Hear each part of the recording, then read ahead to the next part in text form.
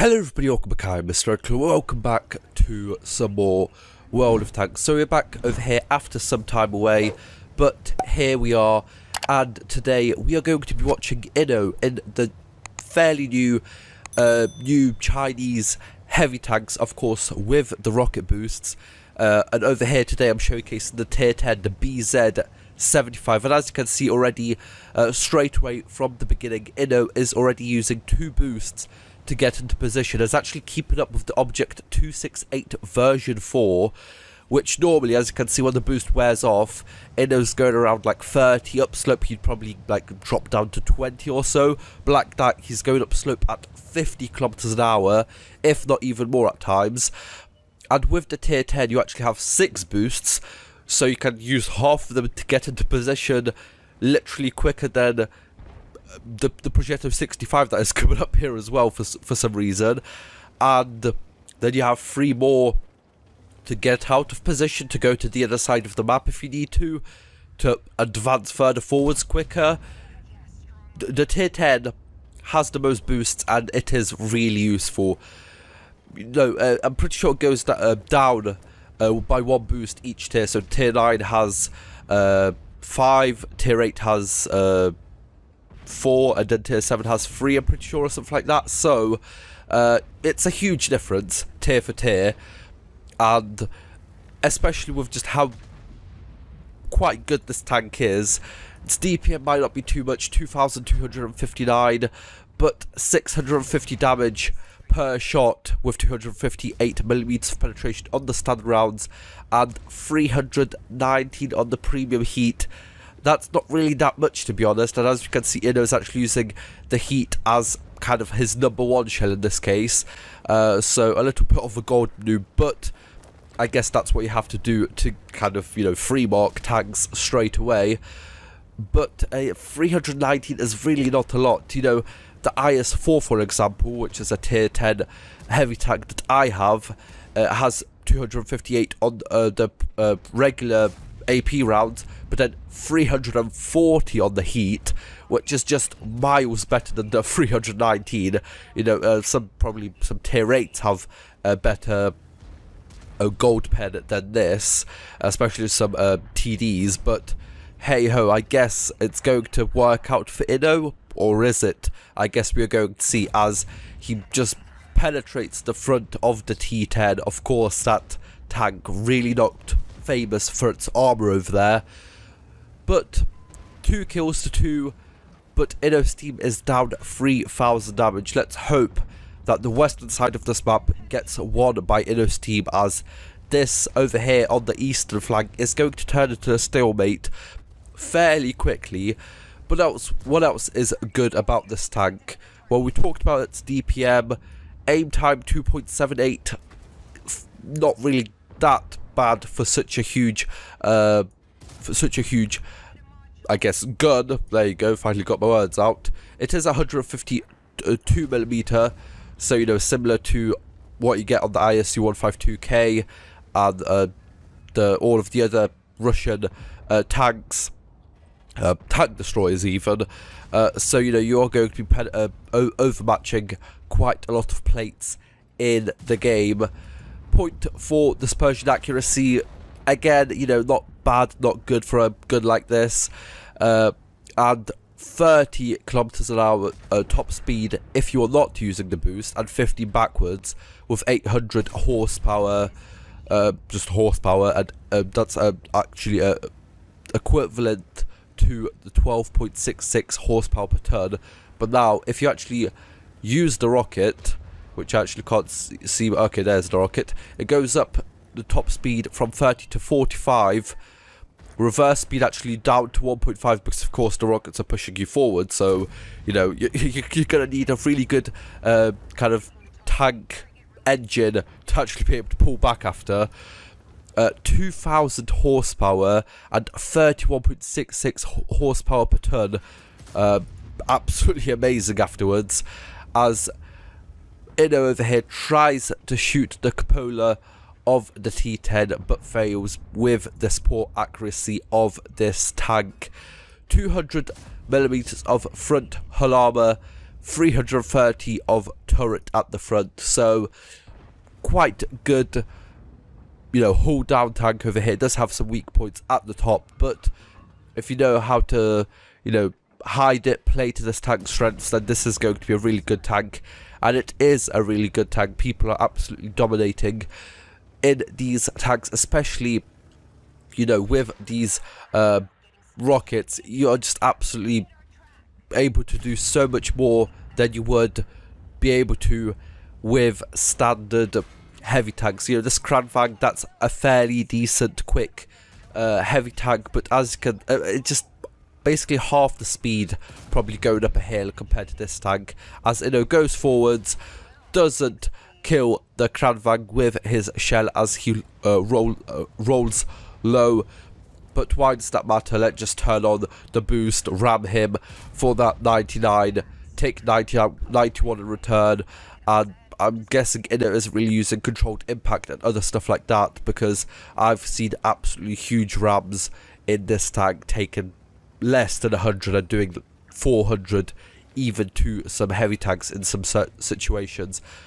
Now Inno now actually takes 3 high explosive rounds. That is because the damage goes up from 650 to 840 with 90mm of penetration.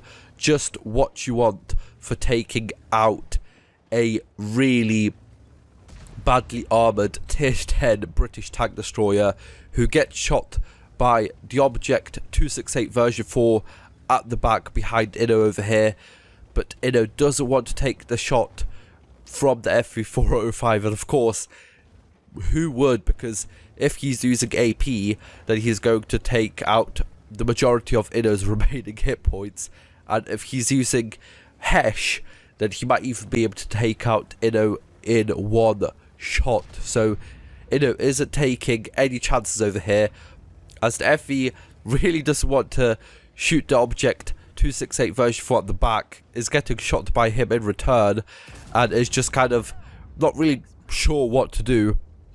But Inno takes about 605 damage with that high explosive shot. You know, could have done the same with an AP, but he loaded it earlier when the FV had more hit points, so that is fair.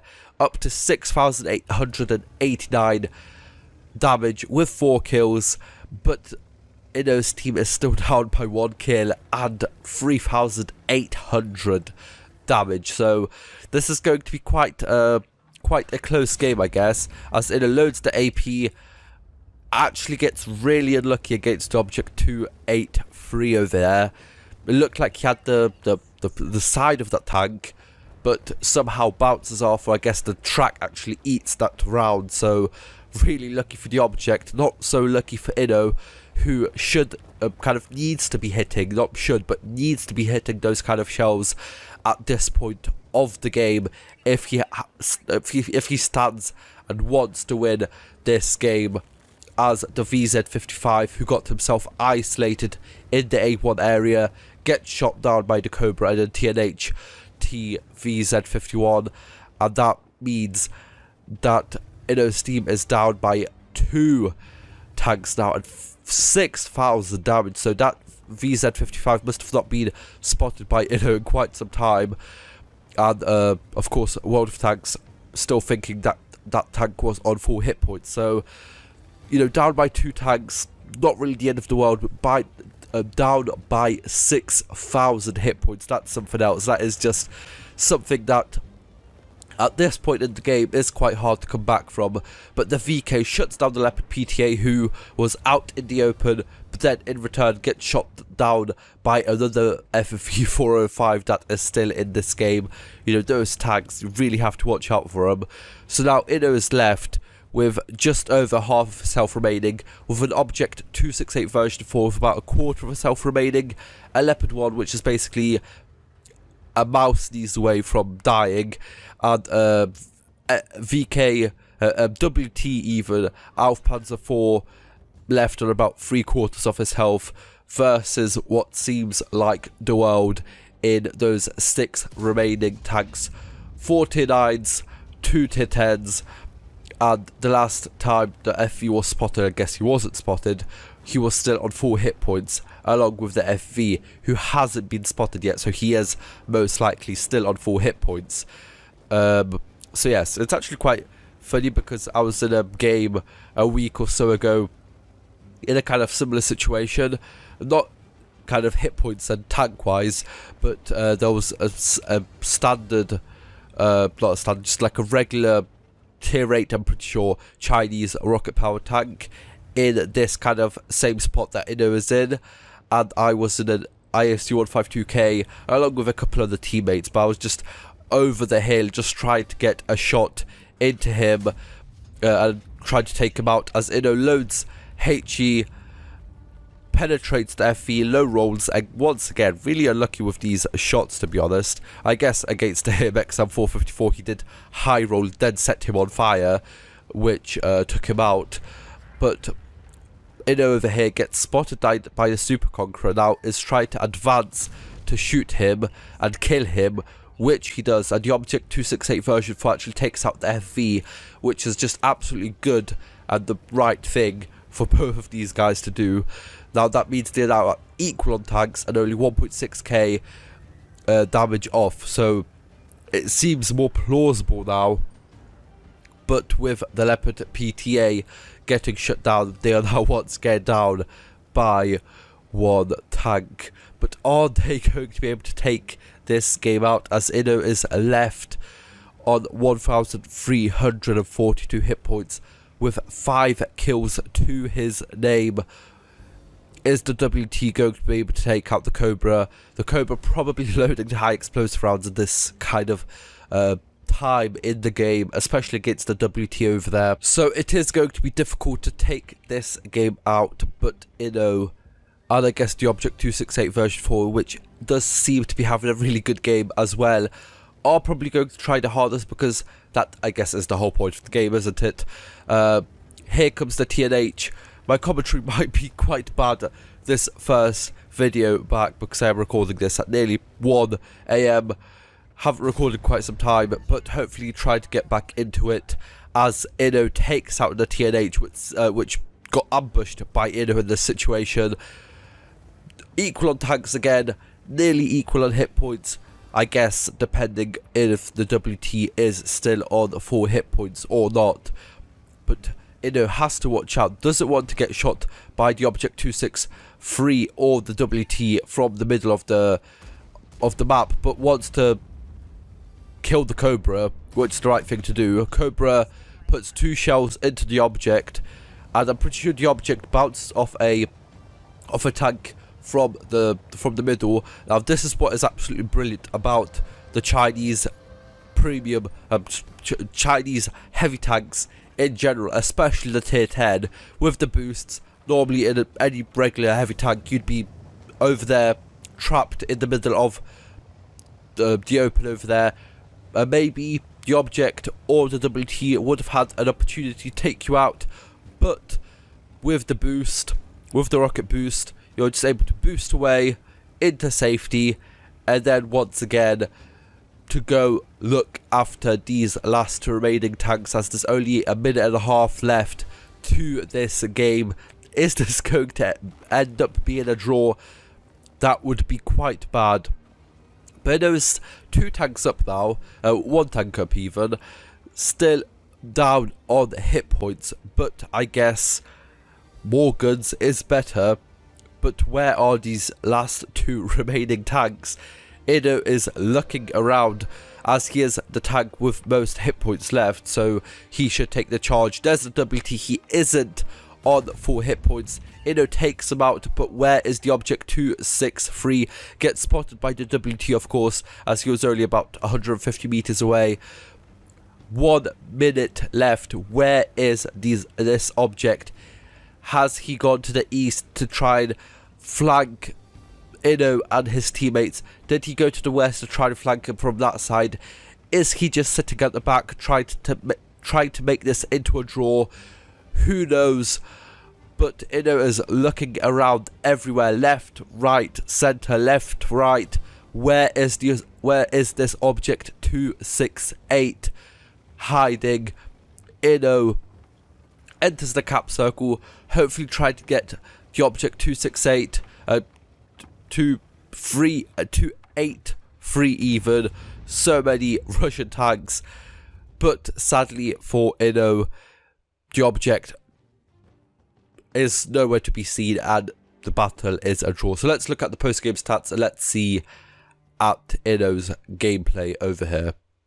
So an ace tanker with the Radley Walters, the high caliber and the Top Gun for 9,698 damage with 8 kills and 1,043 base experience, even on a draw, which basically is a defeat. Losing 42,000 credits profit even from premium account because of this is basically a loss, and he did fire quite a lot of heat rounds, but still an absolutely brilliant game from Inno over here. Sadly, just gonna go that one step further, trying to hunt down the Object 283, but hopefully more games from Inno, hopefully turning out better than this. At the time of recording, this is actually the second most damage done in the BZ75 at the time of recording, as I said, really bad commentary over here, as it's late, haven't recorded in a while, but hopefully we'll be back to at least one video a week from now on. But for now, that is good. Just hope you guys enjoyed. Like, share, subscribe. See you guys next time. Bye bye.